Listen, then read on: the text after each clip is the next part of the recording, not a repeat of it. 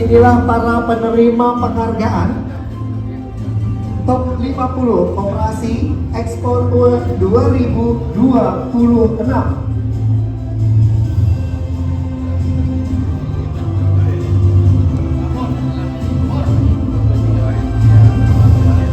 Di mana para penerima penghargaan ini mendapatkan sertifikat yang langsung diserahkan oleh Menteri Koperasi Republik Indonesia Bapak Dr. Ferry Juliantono SE/AK MSI, didampingi oleh Pemimpin Umum Bajak Keluar Bapak Irsyad Muhtar.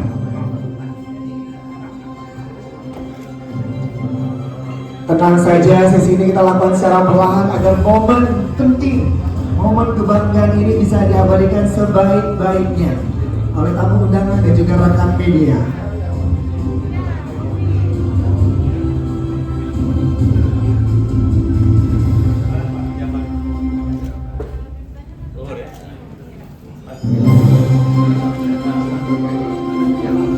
Diberikan genggaman semangat agar koperasi terus melangkah maju seperti buku yang nanti akan diberikan oleh Pak Ferry kepada para penerima penghargaan, yaitu 1 tahun menuju kejayaan koperasi Indonesia.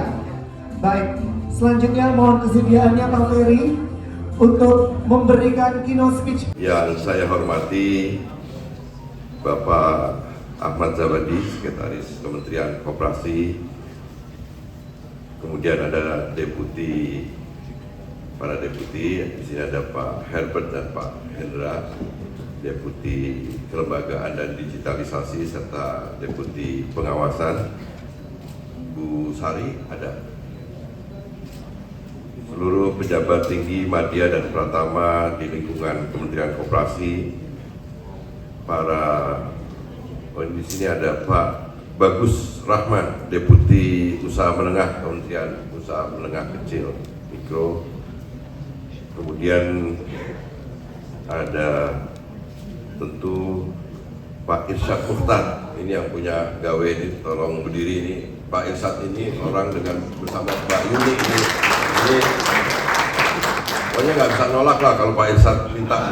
Kita itu seluruh pimpinan tinggi lembaga instansi yang hadir, seluruh pimpinan redaksi Peluang Group, para pengurus anggota koperasi penerima penghargaan, dan serta para tokoh penggerak koperasi, setelah Bapak Ibu hadirin sekalian yang tidak bisa saya sebutkan satu persatu.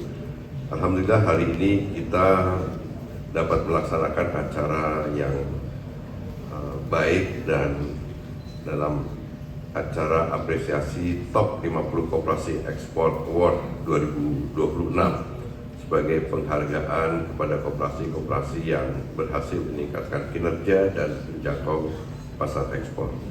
Bapak Ibu semua, saya minta maaf datang terlambat karena baru datang dari Kabupaten Kuburaya, Provinsi Kalimantan Barat, karena kami di sana baru meresmikan hub atau agregator atau koperasi sekunder atau pusat distribusi untuk membantu kelancaran barang-barang untuk koperasi desa Kelurahan Merah Putih yang ada di Kabupaten Kuburaya dan Provinsi Kalimantan Barat.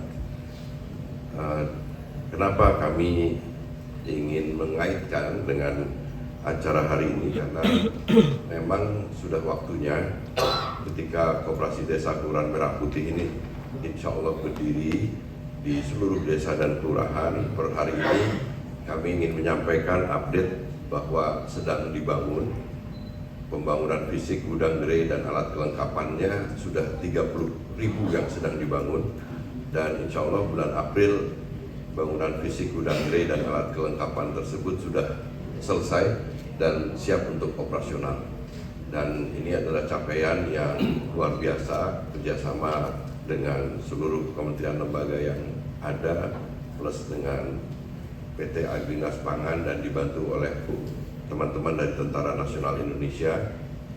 Dan ketika kita sudah punya outlet yang kegiatan Koperasi Desa Kelurahan Merah Putih tentu Bapak Ibu semua sudah tahu bahwa kegiatannya ada gudang gerai sembako, kemudian ada gerai obat dan klinik, ada pergudangan, ada usaha perkreditan, ada logistik, dan juga ada usaha-usaha lain yang sesuai dengan potensi dan kebutuhan desa, bisa kerajinan, kuliner, dan lain sebagainya. Nah, pembangunan hub atau agregator ataupun pusat distribusi ini itu kalau di Kuburaya kemarin satu hub atau agregator itu bisa mensuplai barang-barang untuk Koperasi Desa Kelurahan Merah Putih sebanyak rata-rata 100. Dan oleh karena itu sesuai dengan fungsi Koperasi Desa seperti yang diamanatkan oleh Bapak Presiden, Koperasi Desa Kelurahan Merah Putih itu nanti berfungsi untuk selain menyalurkan, menjual barang-barang, tapi juga menjadi off-taker dari seluruh hasil produk masyarakat di desa dan kelurahan-kelurahan, dan juga menjadi instrumen yang efektif untuk bisa menyalurkan barang-barang khususnya program-program dari pemerintah pusat kepada para penerima manfaat secara lebih efektif dan lebih tepat sasaran. Dan oleh karena itu di hadapan Bapak Ibu yang bagi kami adalah koperasi-koperasi yang sudah pionir, sudah punya pengalaman, kami membuka diri kesempatan untuk supaya koperasi-koperasi yang existing ada itu bisa saling membantu, dan untuk pembuatan koperasi hub atau agregator yang akan bisa mensuplai kebutuhan operasional Koperasi Desa Kelurahan Merah Putih ini, kita akan idealnya terbangun di seluruh kabupaten kota. Nah, karena ini adalah bagian dari ekosistem untuk tidak melupakan keberadaan koperasi-koperasi yang existing ada. Nah, teman-teman koperasi-koperasi yang hadir di sini, silakan nanti ya, kita akan persiapkan untuk untuk mendirikan, ikut terlibat. Boleh koperasi, boleh bentuk usaha yang lain. Yang penting setiap kabupaten kota memang kita harus adakan koperasi sekunder atau hub atau agregator atau pusat distribusinya. Jadi misalkan Kana di Jawa Timur punya kelebihan rezeki, silahkan bikin pusat distribusi untuk Koperasi Desa Kelurahan Merah Putih. Ada kredit union atau ada koperasi-koperasi yang lain-lain yang sudah memiliki kapasitas, itu bisa mendirikan itu menjadi bagian yang tidak terpisahkan sebagai ekosistem berdirinya Koperasi Desa Kelurahan Merah Putih. Dan kami di Kuburaya kemarin kita namakan Torasera, Toko Rakyat Serba Ada. Jadi ini peluang yang bisa dimanfaatkan oleh Bapak Ibu semua, koperasi-koperasi yang existing ada. Dan lebih dari itu sebenarnya ada, berarti kita punya puluhan ribu, April nanti ada 30.000 Koperasi Desa Kelurahan Merah Putih yang sudah punya salah satu kegiatannya retail yang akan kita kelola secara retail modern. Dan buat saya itu adalah kesempatan bagi para pelaku UMKM dan koperasi-koperasi yang sudah bisa membuat produknya. Kita akan kurasi, kita akan dampingi supaya bisa kontinuitas produksinya bagus. Silahkan produk-produk yang ada yang diproduksi oleh koperasi-koperasi atau pelaku-pelaku UMKM, silahkan jual di gerai-gerai dari Koperasi Desa Kelurahan Merah Putih. Dan saya sebagai Menteri Koperasi akan jauh lebih senang kalau gerai-gerai yang ada di Koperasi Desa Kelurahan Merah Putih adalah produk-produk yang dihasilkan sendiri oleh koperasi-koperasi dan pelaku-pelaku UMKM yang ada di Indonesia. Dan saya jamin pasti akan ada di etalase rak-rak dari setiap Koperasi Desa Kelurahan Merah Putih. Pada teman-teman yang sudah punya kapasitas untuk menembus pasar ekspor, tentu kita akan dorong supaya bisa memperluas pasarnya, tetapi pasar domestik sekarang juga terbuka. Pasar domestik juga terbuka, bisa diisi oleh produk dari teman-teman semua. Pasar ekspor kita akan bantu. Tapi kemarin pengalaman saya melepas ekspor di Subang, ekspor kopi, itu kita akan dukung juga. Karena gini, yang waktu di Subang saya tanya, karungnya itu impor dari Bangladesh. Ekspor kopinya udah gagal, tapi karungnya ekspor dari negara yang jauh lebih miskin daripada Indonesia. Sekarang saya tantang pada Bapak Ibu semuanya, bikin karung sendiri. Masa kita kalah sama Bangladesh? Bisa, sanggup nggak tuh? Ada teman-teman yang sekarang membuat industri kecil atau usaha memproduksi karung, supaya jangan sampai kemudian kopinya udah gagah kita ekspor tapi karungnya kita impor dari negara yang lebih miskin, jauh lebih miskin dibanding negara kita. Nah, oleh karena ini sebenarnya juga bangunan sistem yang harus kita pikirkan, dan kami di Kementerian Koperasi sekarang sudah memang membuat kebijakan. Lembaga pengelola dana bergulir akan kita dorong untuk kita alokasikan sebagian besar pembiayaannya adalah untuk ke sektor-sektor produktif. Dan seperti Koperasi Kana, Mas Dana, selain juga memproduksi soca, itu kemarin saya tantang dan disanggupi oleh Koperasi Kana bikin pabrik kecap berbahan baku aren, dan Mas Dana menyanggupi. Jadi Bapak Ibu semuanya, silahkan bikin pabrik kecap sendiri, pabrik saus sendiri, pabrik sambal sendiri, pabrik sampo, sabun, deterjen, roti, dan lain segala macam. Itu akan kita dorong. Jika ada teman-teman koperasi, apalagi yang sudah existing, mau memproduksi barang-barang itu sendiri, dan saya akan jamin itulah yang akan kita prioritaskan untuk dijual di Koperasi Desa Kelurahan Merah Putih. Itu artinya paksa domestik besar, dan apalagi kita juga akan dorong koperasi-koperasi yang punya orientasi ekspor. Bapak Ibu semuanya, Koperasi Desa Kelurahan Merah Putih ini udah memasuki tahap yang paling tidak ringan.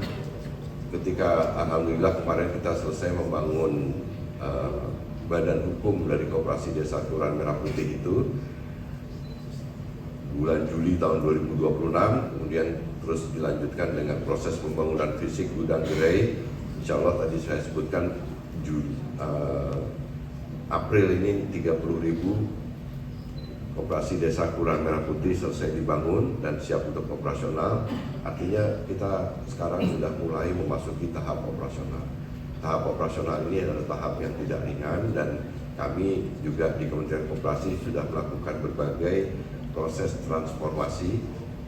Yang dimaksud transformasi adalah kita memang harus sekarang untuk operasional ini, Koperasi Desa Kelurahan Merah Putih ini harus dia profitable, harus kita perlakukan sebagai entitas bisnis, dan dengan segala kelemahan yang dimiliki oleh Kementerian Koperasi, kita tentu berharap ada kolaborasi di antara teman-teman koperasi yang existing ada, dan saya berharap nanti kita akan fasilitasi jikalau ada teman-teman koperasi yang existing ada mau bersama-sama misalkan mendirikan hub atau agregator atau koperasi sekunder atau pusat distribusi yang bisa mendistribusikan barang-barang kepada Koperasi Desa Kelurahan Merah Putih, dan bukan hanya itu saja, ikut mendampingi Koperasi Desa Kelurahan Merah Putih sebagai kakak asuh, karena biar bagaimanapun SDM yang ada terutama yang di desa-desa tetap perlu kita harus dampingi, kita harus ajari mereka dengan pengalaman Bapak Ibu semuanya.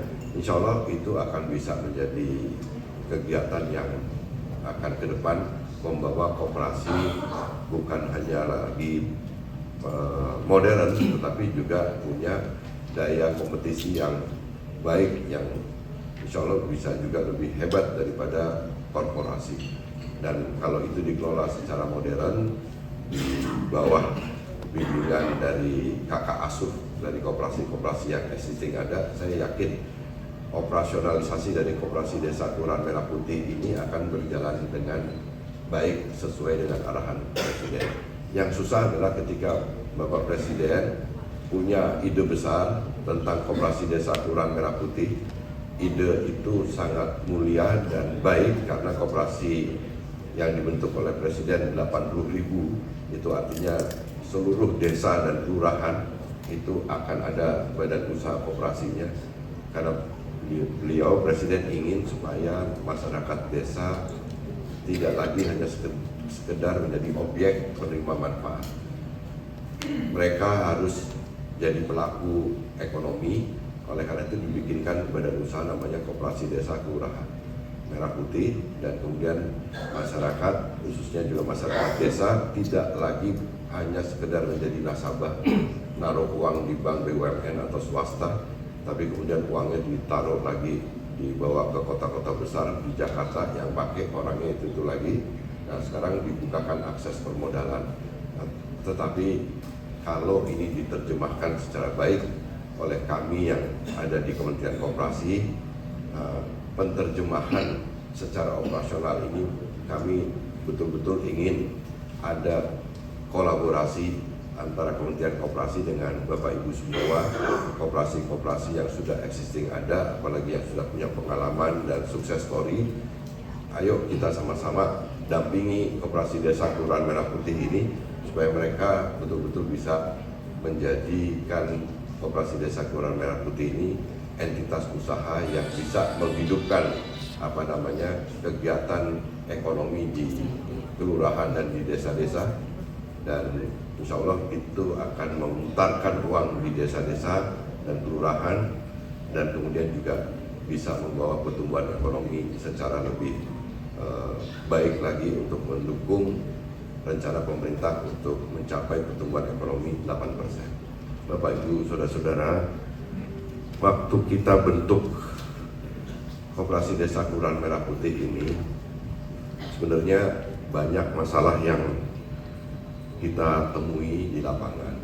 Contohnya masih banyak desa yang belum ada listriknya. Jadi ini jadi catatan kita semuanya. Mereka pakai solar hanya berkuat 4-5 jam. Masih banyak desa yang belum ada akses internetnya. Di desa-desa pesisir nelayan masih tidak ada atau masih sangat memerlukan SPBU untuk nelayan dan pabrik-pabrik es batu. Oleh karena itu, disinilah hikmah dari adanya program Koperasi Desa Kelurahan Merah Putih yang tidak lain adalah merupakan pengejawantahan dari Asta Cita ke-6, membangun dari desa dan membangun dari bawah. Kita menjadi tahu bahwa ada sebagian dari keluarga besar kita sebagai masyarakat Indonesia yang masih butuh dukungan masalah-masalah yang sangat mendasar. Listriknya belum ada, akses internetnya belum ada, solarnya belum ada, dan lain sebagainya. Oleh karena itu, besar harapan kami, memang koperasi sekarang menjadi vital kembali. Karena kalau berharap dari sektor industri pada saat ini, meskipun pemerintah sekarang sedang berusaha untuk menurunkan angka impor, artinya industri di dalam negeri sedang ditumbuhkan, tetapi pada saat yang sekarang itu memang badan usaha koperasi adalah badan usaha yang sekarang bisa dijadikan alternatif bagi percepatan akselerasi untuk membangun ekonomi kita.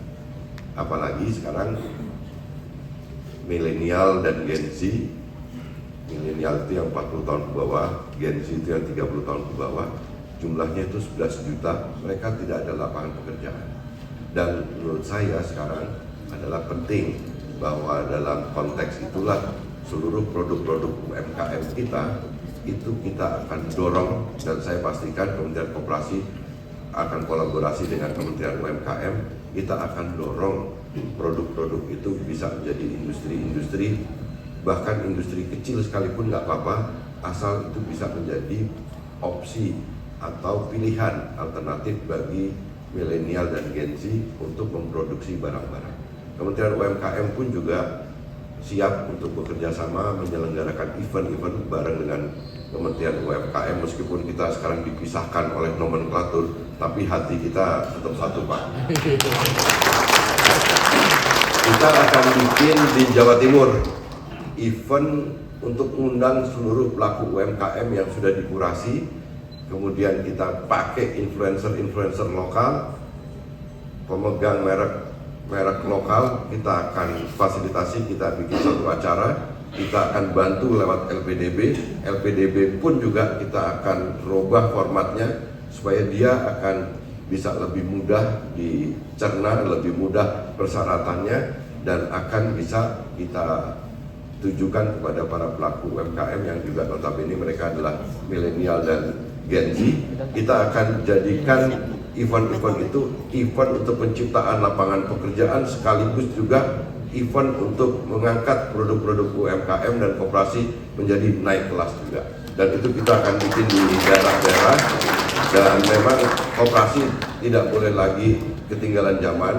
Koperasi harus tampil dalam bentuk yang kekinian, dia harus bisa menjadi badan usaha yang friendly dengan milenial dan Gen Z, dan saya yakin dengan dukungan kita semua, kerja kolaborasi di antara kita semua, insya Allah itu dalam waktu 1 tahun ini kami mentargetkan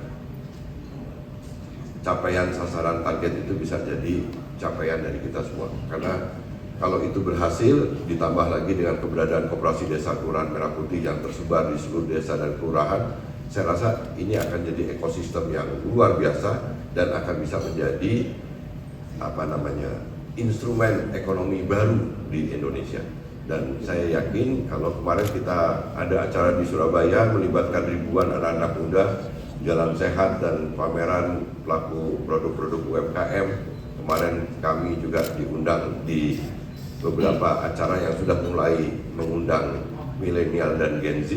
Itu insya Allah sekarang makin banyak masyarakat yang membutuhkan keberadaan koperasi sekaligus juga UMKM untuk bisa menjadi tempat alternatif mereka mendapatkan pekerjaan, sekaligus juga bisa produk-produk hasil kegiatan kerja mereka itu bisa laku. Jadi ini kesempatan yang luar biasa, dan untuk itu saya ucapkan sekali lagi terima kasih, dan kepada para penerima penghargaan saya ucapkan selamat. Semoga capaian ini jadi contoh praktek yang baik di daerahnya masing-masing. Kita tetap jaga kualitas, kemudian kita bangun kolaborasi dan berbagi pengalaman. Terima kasih Pak Irsyad yang meskipun HP-nya nyala-nyala dulu terus tapi dangdut lagi itu apa sih? Salawat apa? Oh salawat, alhamdulillah. Terima kasih keluarga besar Majalah Peluang yang sudah sangat membantu sekian lama Kementerian Koperasi, dan acara hari ini penting untuk kita lanjutkan terus Pak Irsyad. Kalau perlu nanti tahun depan ya kita buat yang lebih besar lagi dengan format yang kita bisa libatkan secara lebih masif lagi pada seluruh produk-produk pelaku-pelaku UMKM. Kita perkuat koperasi dan kita mendapatkan tambahan lagi sebenarnya tugas dari Bapak Presiden soal gentengisasi. Pak Presiden ingin supaya perubahan atap-atap yang dari seng itu bisa diganti jadi genteng, dan koperasi-koperasi juga diminta untuk memproduksi genteng-genteng dengan sekarang campuran-campuran bahan-bahan tertentu, itu bisa menjadikan gentengnya menjadi lebih ringan dan lebih bagus. Dan mudah-mudahan ini bisa kita laksanakan amanatnya. Tapi sekali lagi Bapak Ibu, saya mengingatkan bahwa waktu didirikan oleh para pendiri bangsa, Tanda pasal 33, itu memang para pendiri bangsa ingin koperasi menjadi sokong guru perekonomian nasional tanpa mengurangi rasa hormat dengan teman-teman badan usaha swasta dan badan usaha milik negara, karena koperasi itu adalah badan usaha yang cocok dengan nilai-nilai yang ada di negara kita, kekeluargaan, kebersamaan, dan gotong royong. Kita kemarin relatif seperti masuk ke ruangan yang baru buat kita, asing buat kita, karena tiba-tiba karena praktek ekonomi, sistem ekonomi kita diserahkan kepada praktek ekonomi pasar, apalagi itu diserahkan kepada mekanisme yang sangat bebas, itu nilai-nilai yang semula kebersamaan, kekeluargaan, gotong royong tiba-tiba tergantikan dengan nilai-nilai yang individualistik, nilai-nilai yang materialistik, nilai-nilai yang ingin mau kaya sendiri, nggak mau berbagi dan lain sebagainya. Dan alhamdulillah Bapak Presiden sekarang mengingatkan untuk mengembalikan lagi sistem praktek ekonomi kita kembali kepada nafas dan cita-cita keinginan para pendiri kita, kembali kepada ekonomi Pancasila, kepada ekonomi konstitusi kita. Dan kita mendapatkan satu kesempatan yang langka, kita punya presiden yang kemudian punya keberpihakan yang terang benderang terhadap koperasi. Dan saya sebagai Menteri Koperasi, seluruh jajaran di Kementerian Koperasi merasa beruntung sebenarnya punya presiden yang punya keberpihakan terhadap koperasi. Ini saat yang langka buat kita semua. Dan apalagi sekarang Kementerian Koperasi sebagai pembantu beliau ikut harus mentransformasi diri, dan kita akan bersama-sama dengan kekuatan koperasi-koperasi yang ada dari gerakan koperasi itu, kita akan bisa mensolidkan, membangun kekuatan. Kita buktikan kepada masyarakat Indonesia, kepada rakyat Indonesia bahwa koperasi, Kementerian Koperasi, gerakan koperasi, insya Allah nanti juga dalam waktu dekat undang-undang koperasi kita yang tahun 92 itu akan tahun ini insya Allah keluar undang-undang perkoperasian yang baru yang akan menggantikan undang-undang nomor 25 tahun 92. Dan insya Allah juga kita akan dalam waktu dekat Pak Sesmen, Universitas Ikopin akan bisa kita jadikan BLU pendidikan dari Kementerian Koperasi. Alhamdulillah juga Dewan Koperasi Indonesia sudah bisa bersatu lagi, meskipun Pak Irsyad kadang-kadang belum ikhlas, tapi saya yakinkan Dekopin sekarang bisa bersatu lagi dan menjadi kekuatan bersama kita lagi. Menteri Pendidikan Tinggi, Sains dan Teknologi sudah menandatangani MOU dengan Kementerian Koperasi, dan sekarang dalam proses bahwa nanti tahun ini udah dimulai akan ada lagi mata kuliah dasar umum tentang koperasi dan ekonomi Pancasila, dan akan diajarkan kembali di seluruh perguruan tinggi di lingkungan Kementerian Pendidikan Tinggi, Sains dan Teknologi. Dan kita akan dorong lagi berdirinya dan lahirnya koperasi-koperasi mahasiswa dan koperasi-koperasi di universitas-universitas. Dan Menteri Sains dan Teknologi itu, Menteri Pendidikan Tinggi, Sains dan Teknologi juga sudah menyampaikan kepada kami juga akan diadakan kurikulum KKN tematik yang akan menerjunkan mahasiswa dan tenaga pengajar untuk ke desa-desa dan kelurahan mendampingi koperasi desa dan kelurahan yang ada di daerahnya masing-masing. Jadi saya yakin dengan kekuatan-kekuatan ini kita akan kembalikan koperasi menjadi sokong guru perekonomian nasional kita kembali. Dan ini tentu jadi harapan kita semua. Kami yang bukan hanya sebagai penonton tapi pelaku. Satu persatu kita abadikan momen ini. Momen yang sangat penting di saat usaha kita mendapatkan apresiasi, bukan hanya doa tapi juga dukungan agar terus melesat, membawa nama perusahaan, membawa nama usaha, memberi dampak dan juga untuk Indonesia.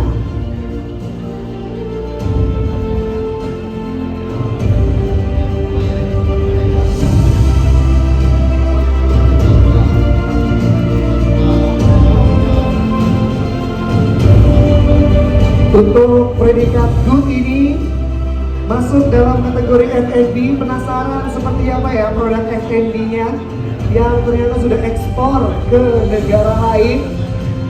Pastinya sudah memenuhi syarat dan juga memenuhi selera dari mancanegara.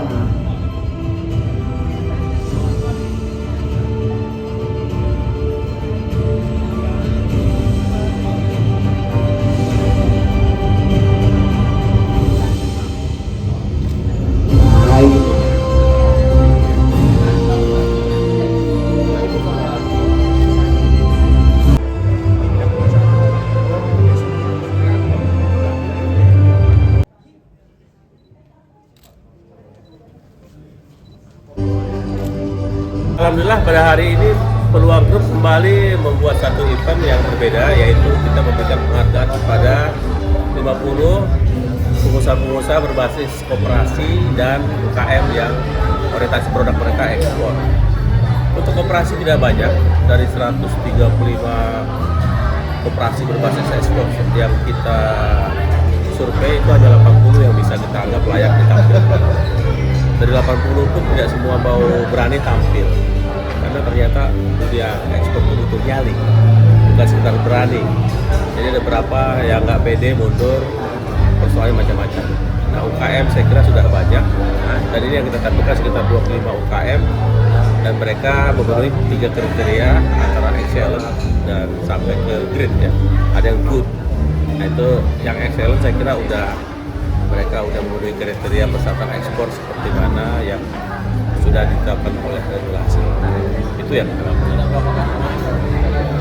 kategorinya bervariasi antara ada yang food and beverage, kemudian ada handicraft, kemudian ada juga makanan.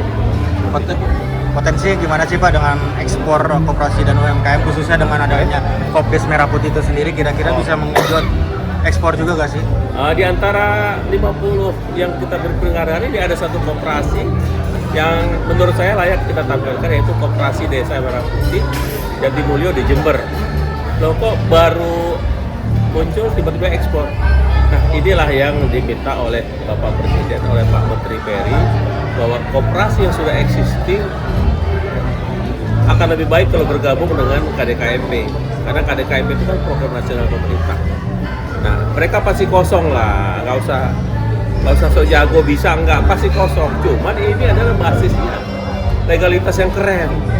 Pemerintah memberikan support sehingga koperasi yang sudah ada, kenapa enggak gabungkan sepanjang memang tata kelola, manajemen, ya, fair dalam pengelolaannya, maka itu akan bisa seperti Jatimulyo yang di Jember. Sudah ekspor 40.000 ton kopi ke Mesir. Tapi ini nggak ujuk-ujuk, mereka memang sudah melakukan proyek-proyek ekspor. Dengan bergabung dengan KDKMP yang notabene didukung pemerintah, mereka jauh lebih mudah. Nah, saya kira dunia usaha akan mencari air yang menurun ya, nggak mau sulit-sulit lah. Itu bisa contoh. Bang, ini kan diselenggarakan setiap tahun ya Bang oleh Peluang Media Group Bang. Dan ya, insya Allah ini akan kita gelar lagi tahun depan, mudah-mudahan jumlahnya akan terus meningkat.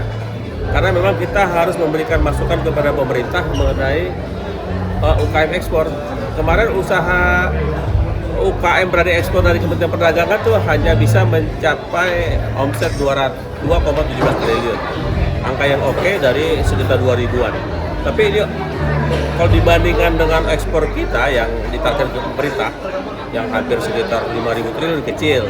Tapi buat UKM ini langkah besar. Nah, karena memang selama ini UKM kan mandiri, dan yang membuat mereka beda dengan yang lain adalah nyali. Jadi koperasi-koperasi punya nyali. Mereka pantang mundur dengan berbagai macam tantangan aturan, mereka bisa atasi dengan baik. Dan Pak Menteri tadi kan bilang tahun depan harus dibuat lebih besar. Ya, tahun depan sebagaimana Pak Menteri mengatakan, kita akan gelar, mudah-mudahan Menteri Koperasi memberikan support yang luar biasa, dan saya kira tidak ada alasan kalau Peluang Media Group tidak melakukan itu, ya rugi. Tantangannya seperti apa sih untuk mengejar ekspor khususnya koperasi dan UKM itu sendiri, kan tadi nggak perlu harus punya nyali dan keberanian, itu seperti apa? Tantangannya seperti apa yang dihadapi koperasi dan UKM Ya. untuk ekspor? Tantangan yang dihadapi koperasi itu pertama ya, yang ekspor memang berat ya. Pertama memang belum ada legalitas. Sehingga ketika mereka mau ekspor, mereka pasti menggunakan penyelia. Contohnya misalkan misalkan bambu raya satu kontainer setiap tahun mereka ekspor kopi ke Seattle, Amerika, dan itu dibeli langsung oleh Starbucks. Ini kebanggaan luar biasa yang kalian nggak tahu ya, tapi ini luar biasa. Di Bambu Raya, di Aceh Tengah itu ada 8 koperasi semua berwawasan ekspor. Yang kami panggil hari ini cuma 2.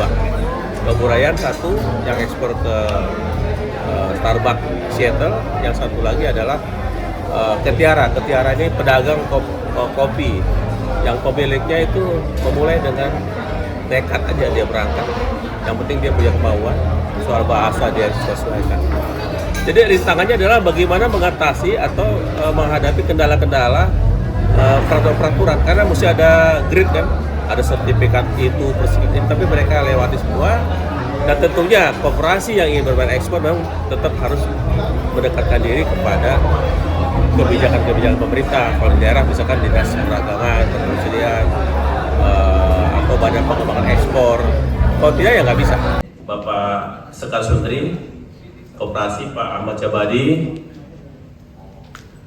Bapak Deputi Perkoperasian Pak Hendra Saragi, Pak Herbert Deputi Pengawasan. Hati-hati orang koperasi diawasi Pak Herbert Deputi Pengawasan. Pak Bagus, ini orang koperasi yang sekarang bukan hengkang Pak ya, dibajak oleh Kementerian UKM. Ini salah satunya acara ini ada peran serta beliau yang cukup besar ini. Teman-teman Porkom KBI yang senantiasa selalu kompak hadir dalam setiap kegiatan. Kemarin hari Minggu kami juga berkumpul di Bojonegoro dan hadir. Hari ini ada Pak Tumbur Nebaho, KMM, ada BMI dari Benteng Mikro Indonesia, koperasi terbesar di Tangerang. Kemudian ada Pak Agus mewakili Koperasi Astra, koperasi karyawan konsumen terbesar di Indonesia. Dan kemudian Bambu Raya dari timur, koperasi kopi pertama. Saya tidak tahu apakah Bambu Raya ekspor pertama atau Ketiara yang pertama. Ibu Tiara ada sih? Dari Ketiara. Oh ya, Tiara. Karena Ibu Tiara, ini anaknya ya. Karena Ibu Tiara itu saya kira ibu-ibu kalau beliau hadir bagus buat dikasih semacam trigger. Perempuan dari desa yang cuma jualan kopi gelondongan di suatu pasar, tiba-tiba alamnya pindah ke dunia ekspor, nekat pergi ke Belanda 2012 kalau tidak salah, tidak bisa berbahasa Indonesia, tidak bisa berbahasa Inggris, yes or no, tapi kemudian sekarang menjadi salah satu sampel koperasi di samping Bambu Raya tentunya ya, yang keren di Aceh Tengah. Kita harus belajar banyak dari mereka. Dan hari ini saya mengundang orang-orang seperti Ibu Tiara yang melawan takdir atau melawan keadaan yang menurut dia tidak mungkin. Saya ingin laporkan ke Bapak Jabadi, Pak Sesmen, Pak Hendra, dan Pak Herbert. Penilaian ini kami lakukan sejak bulan Oktober, Pak, lama sekali. Sampai satu ketika dalam satu kesempatan saya ngobrol sama Pak Menteri, kami akan coba ekspor 100 koperasi ekspor. Jawab Menteri waktu itu emang ada. Nah, jawaban ini membuat saya tertantang juga gitu. Karena saya sudah kenal Bambu Raya, juga kenal Jagung yang ekspor pakan ternak ke Brunei dan Kediri. Ada berapa koperasi? Kospermindo ada, Pak Arman. Rumput laut di Sulawesi Selatan. Nah, saya bilang saya jadikan ada, dan kami menemukan 135 koperasi berorientasi ekspor. Dan tentunya kami tidak akan sisir lagi, dan ternyata hanya pas kita sisir lagi selebihnya tidak memenuhi syarat, karena umumnya just tip, ya. Mudah-mudahan sini nggak ada just tip ya, jasa titip. Akhirnya kami memberanikan diri memasang 80 koperasi besar pada bulan Oktober di Majalah Peluang. Dan pertanyaan juga panjang, emang ekspor? Ya, sudah ada namanya, tinggal. Nah, kita hanya mengatakan mereka mempunyai orientasi ekspor. Ada satu koperasi bagus, cuman saya kata Pak Bagus ini agak turun, itu koperasi batok, arang ke batok kelapa di Pangandaran ini bagus sekali Pak. Nah ini nggak kami panggil karena kata Pak Bagus sudah mulai turun Pak ya, tapi yang di Pangandaran. Buat peluang fest Wow. seperti itu, karena anak-anak muda sekarang itu kalau langsung dikasih pendidikan koperasi atau UKM langsung menjurus tentang menghasilkan keuangan, mereka kadang agak sulit gitu. Menolak dulu ya. Iya, Kalau misalkan saya- Gen Z gitu ya, kamu mau ke koperasi apa itu gitu ya? Mereka nggak ngerti, tapi dengan kita membuat festival seperti ini ya, ada musiknya, nanti ada yang berkaitan dengan pendidikan koperasi dan UKM-nya, itu lebih menarik. Wah, Seperti luar itu. biasa. Sehingga insya Allah nih, semoga tahun ini kita bisa bikin lagi untuk peluang festivalnya yang isinya adalah koperasi dan UKM seperti itu. Nah, tepuk tangan dulu dong. Jadi untuk bisa menjangkau generasi-generasi yang sekarang memang mengikuti gayanya seperti halnya festival musik, tapi dalamnya tetap syarat makna bagaimana meningkatkan UKM dan juga koperasi. Ya, supaya menarik kaula muda seperti itu. Kayaknya kalau top 50 koperasi dan UKM Ekspor Award 2026, Dewan jurinya terima kasih banyak telah berkontribusi secara nyata menentukan ini. Kemudian para nominator koperasi dan UKM Ekspor 2026. Saya penasaran nanti ya, negara paling mana jauh ekspornya ya. Kemudian hadir pula Forkom KBI, Koperasi Besar Indonesia. Hadir pula Kadin DKI Jakarta dan yang mewakili, serta seluruh rekan media dan pastinya seluruh tamu undangan yang berbahagia menyambut momentum penting hari ini.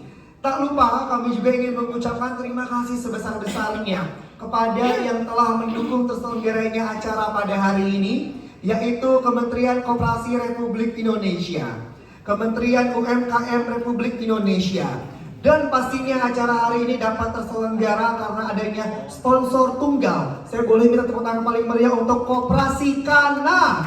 Wow, produk dari Koperasi Kana itu ada di meja Bapak Ibu sekalian. Produk minumannya itu adalah sarang burung walet, betul ya Bapak Ibu ya. Nah itu banyak manfaatnya dan bangga sebagai bangsa Indonesia memiliki produk yang siap jual bukan hanya di domestik tapi juga di mancanegara. Silakan dinikmati produknya. Tak lupa kami juga ingin mengucapkan terima kasih kepada yang telah mensupport terselenggaranya acara hari ini dari PT Graha Jaya Pratama Kinerja, Kanjabung Syariah, Danone Indonesia, dan Toko Kopi Tuku. Baik. Terima kasih banyak, tepuk tangan yang paling